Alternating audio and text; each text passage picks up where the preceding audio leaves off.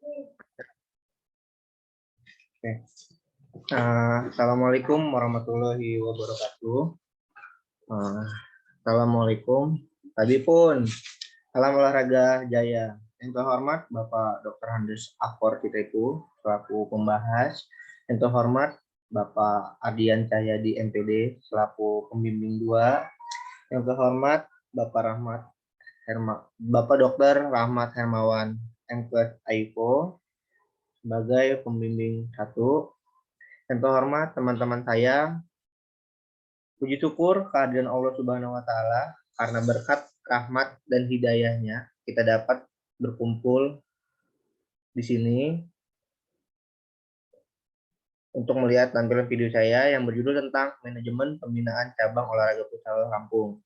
Pertama-tama saya ucapkan terima kasih kepada kedua pembimbing saya yang sudah memberikan waktu, pengalaman, dan bimbingannya yang bermanfaat, dan juga pembahas saya yang siap menerima sebagai pembahas di skripsi saya.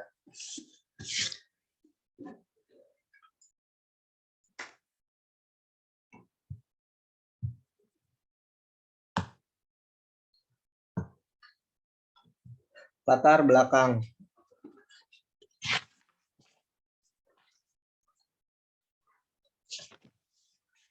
Olahraga menjadikan aktivitas yang tidak dapat dipisahkan dari kehidupan masyarakat modern.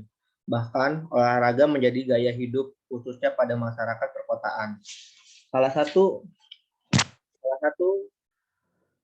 ciri kegiatan olahraga di masyarakat perkotaan yang sangat populer dan sangat digemari oleh beberapa lapisan masyarakat, mulai dari anak-anak, remaja, dewasa, bahkan lansia, yaitu cabang olahraga futsal Lampung, merupakan permainan sepak bola yang dilakukan dalam ruangan.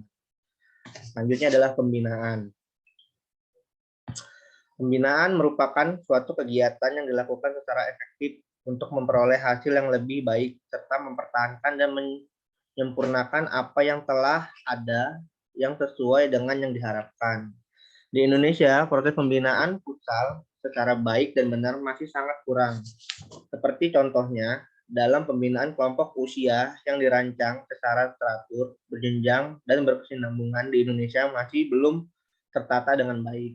Untuk mengatasi kondisi tersebut, maka perlu diciptakan wadah pembinaan yang nantinya dapat memenuhi kebutuhan atlet sebagaimana yang telah ditentukan FIFA di Indonesia, khususnya Lampung sendiri. Untuk pembinaan melalui tim futsal yang memiliki program latihan yang tersusun masih sangat kurang. Berdasarkan perkembangannya, olahraga futsal dalam sejarah futsal Indonesia sebenarnya sudah mengenal olahraga ini sejak tahun 1998 sampai dengan 1999. Namun, Indonesia baru meresmikan olahraga ini sejak tahun 2002. Futsal mulai digemari oleh berbagai lapisan masyarakat di Lampung sekitar tahun 2004. Seiring berjalannya waktu, kemudian barulah olahraga tersebut dikenal secara luas dan memiliki banyak peminatnya. Untuk menjalankan pembinaan dalam suatu organisasi cabang olahraga, maka dibutuhkan suatu manajemen sehingga pencapaian visi dan misi organisasi akan mudah dijalankan. Paling tidak minimal ada 4 fungsi dasar manajemen, yaitu perencanaan, perorganisasian, penggerakan, dan pengawasan. Manajemen adalah proses perencanaan, perorganisasian, pengarahan, dan pengawasan usaha-usaha para anggota organisasi dan pengguna sumber daya organisasi yang telah ditetapkan. Pentingnya sebuah manajemen diterapkan di dalam sebuah organisasi, karena pada dasarnya kemampuan manusia itu terbatas. Fisik, pengaturan, waktu, dan perhatian. Sedangkan kebutuhan tidak terbatas. Usaha untuk memenuhi kebutuhan dan terbatasnya kemampuan dalam melakukan pekerjaan. Tugas dan tanggung jawab dengan adanya pembagian kerja, tugas, tanggung jawab, ini maka pekerja yang berat dan sulit akan dapat diselesaikan dengan baik, serta tujuan dapat tercapai.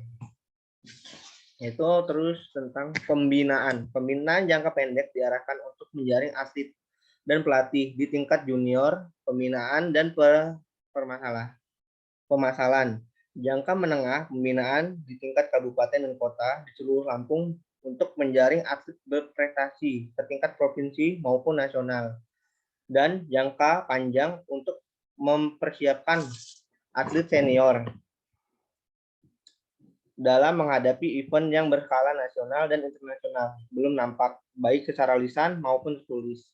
Berdasarkan permasalahan di atas, maka peneliti tertarik untuk melakukan kajian terhadap pasang surutnya prestasi Pusa Lampung dan permasalahannya, serta disajikan dalam bentuk penelitian, yaitu manajemen pembinaan cabang olahraga Pusa Lampung.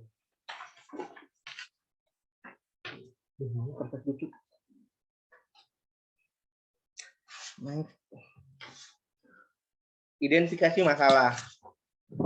Ada permasalahan dalam pembinaan prestasi yang jelas dan terukur. Yang kedua, cabang olahraga Pusa Lampung belum pernah sampai di PON. Yang ketiga, kompetisi SDM di organisasi cabang olahraga Pusa Lampung. Yang keempat, adanya permasalahan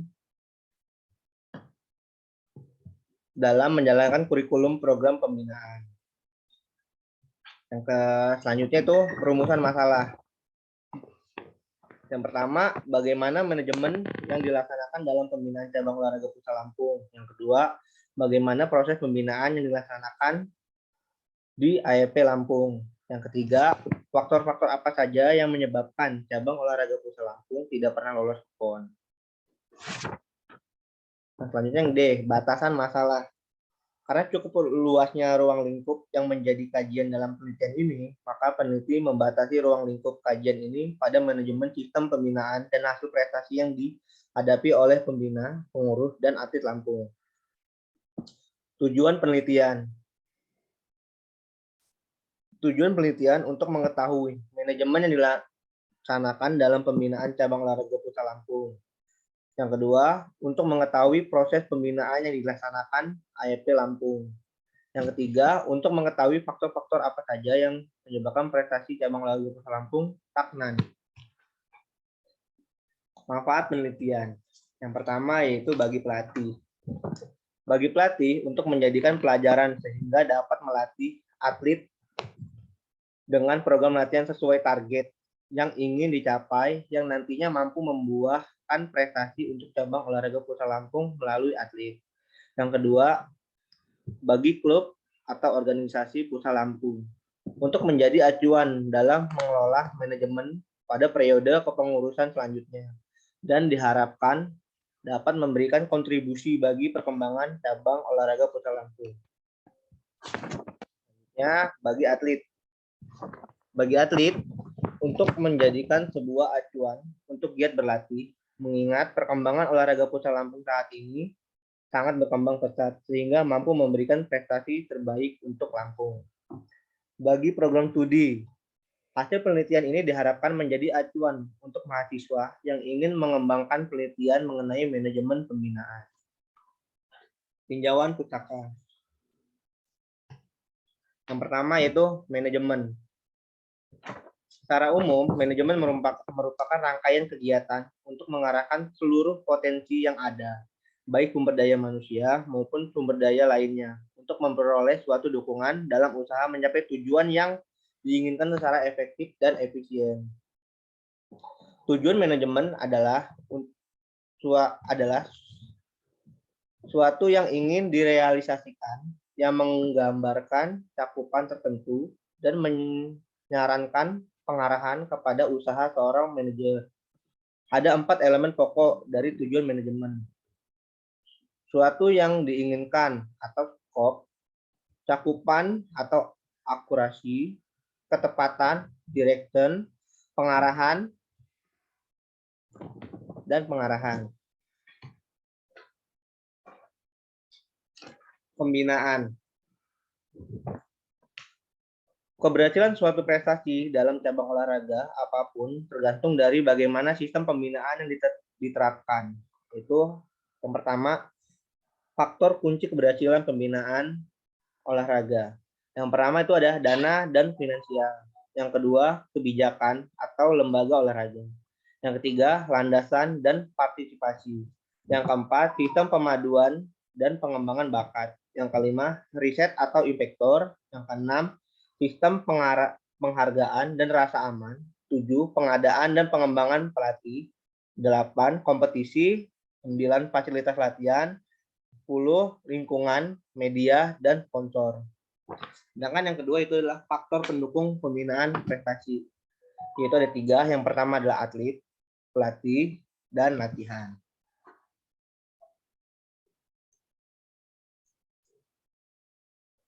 Hakikat olahraga. Menurut Firdaus, dalam Purba 2016, olahraga merupakan cara pemelihara jasmani melalui koordinasi gerakan-gerakan tubuh.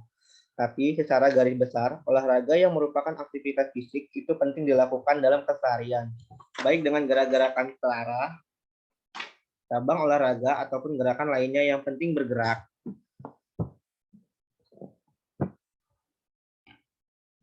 Yang kedua adalah hakikat futsal.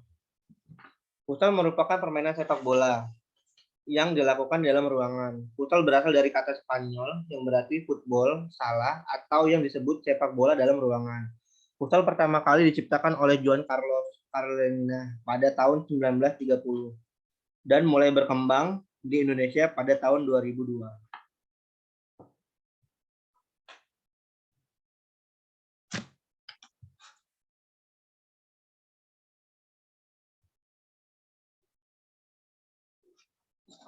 Yang selanjutnya adalah prestasi. Menurut Undang-Undang Sistem Keolahragaan Nasional Nomor 3 Tahun 2005 bahwa prestasi adalah hasil upaya maksimal yang dicapai olahragawan atau kelompok olahragawan tim dalam kegiatan olahraga. Karena itu, olahraga prestasi adalah olahraga yang membina dan mengembangkan olahragawan secara terencana, berjenjang, dan berkelanjutan melalui kompetisi untuk mencapai prestasi dengan dukungan pengetahuan dan teknologi keolahragaan. Keberhasilan prestasi akan tercapai bila didukung dengan program latihan yang terencana, berjenjang, dan berkelanjutan, serta didukung pula dengan penggunaan ilmu pengetahuan dan teknologi yang sesuai dengan bidang dan olahraganya. Demikian halnya dengan cabang olahraga futsal Lampung, yang selama ini diharapkan mengukir prestasi baik tingkat nasional, Kejurnas, PON, Asia Tenggara, Asia maupun dunia. Dengan demikian, dapat dideskripsikan bahwa para atlet futsal Lampung sulit mencapai prestasi maksimal, baik di tingkat nasional ataupun lagi di tingkat internasional.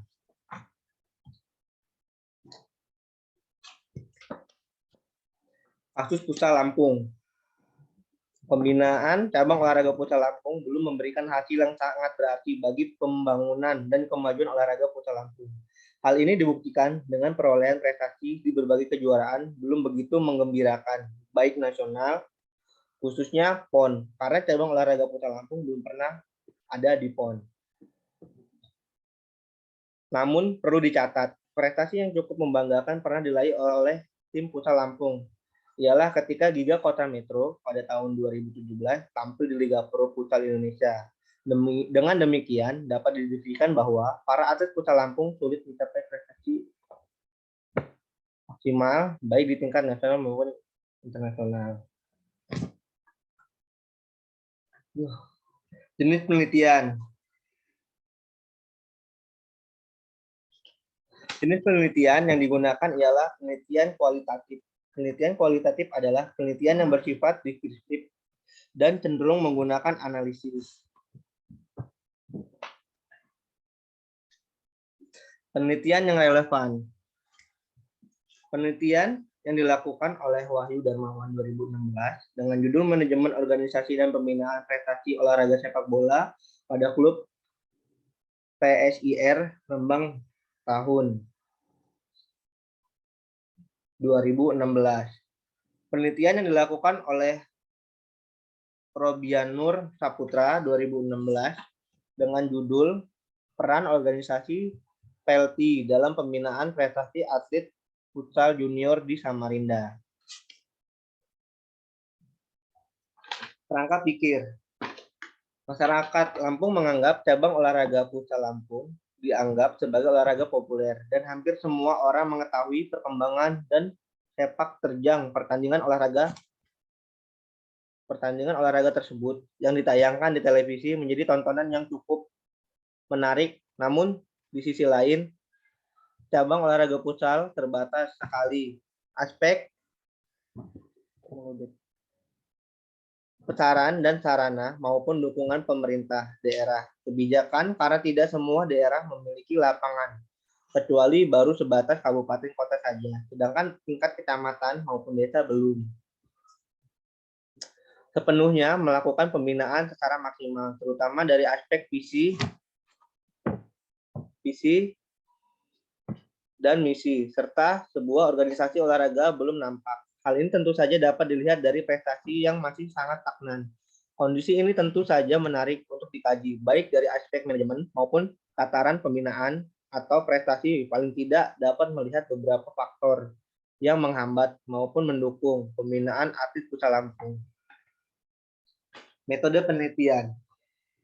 Metode penelitian yang pertama adalah menurut Sugiono 2018, metode penelitian adalah semua kegiatan pencarian, penelitian, dan percobaan secara alamiah dalam suatu bidang tertentu untuk mendapatkan fakta-fakta atau prinsip-prinsip baru yang bertujuan untuk mendapatkan pengertian baru dan menaikkan tingkat ilmu serta teknologi. Metode yang digunakan dalam penelitian ini adalah metode kualitatif Bogdan dan Taylor 1975 dalam Moleon 2017-24 mengatakan metodologi kualitatif sebagai prosedur penelitian yang menghasilkan data deskriptif berupa kata-kata, tulisan atau lisan dari orang-orang dan perilaku yang dapat diamati. Tempat dan waktu penelitian.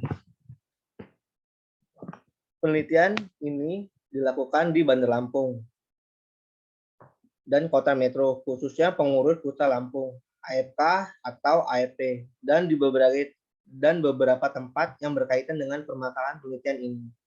Penelitian berlangsung dari bulan Juni sampai dengan Juli. Sumber data.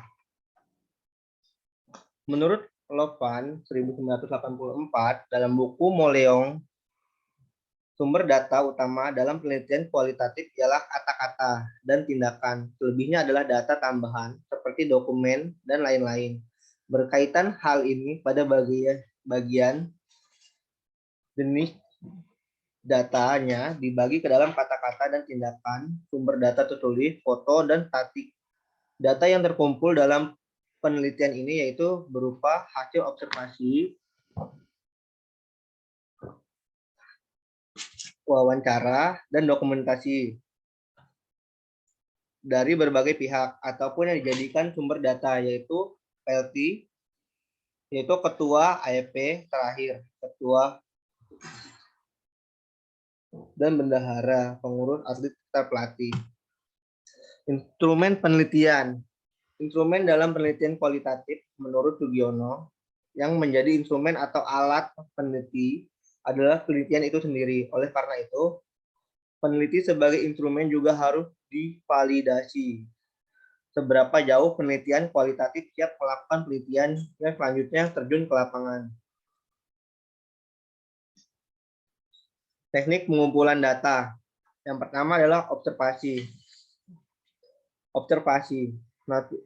Nasution 1988 dalam Sugiono 2018 menyatakan bahwa observasi adalah dasar semua ilmu pengetahuan. Para ilmuwan hanya dapat bekerja berdasarkan data, yaitu fakta mengenai dunia kenyataan yang diperoleh melalui observasi. Yang kedua adalah wawancara. Menurut Esterbeck 2002 dalam Sugiono mendeskripsikan wawancara adalah pertemuan dua orang untuk bertukar informasi dan ide melalui tanya jawab sehingga dapat dikonstruksikan makna dalam suatu topik tertentu. Yang tiga adalah dokumentasi. Sugiono 2018 dalam Traffic 24, dokumentasi merupakan catatan peristiwa yang sudah berlalu. Dokumentasi bisa berbentuk tulisan, gambar, atau karya-karya momental dari seseorang. Yang keempat adalah triangulasi data. Menganalisis data. Sugiono 2018, halaman 125. Dalam teknik pengumpulan data, trimulasi diartikan sebagai teknik pengumpulan data yang bersifat menggabungkan dari berbagai teknik pengumpulan data dan sumber data yang telah ada.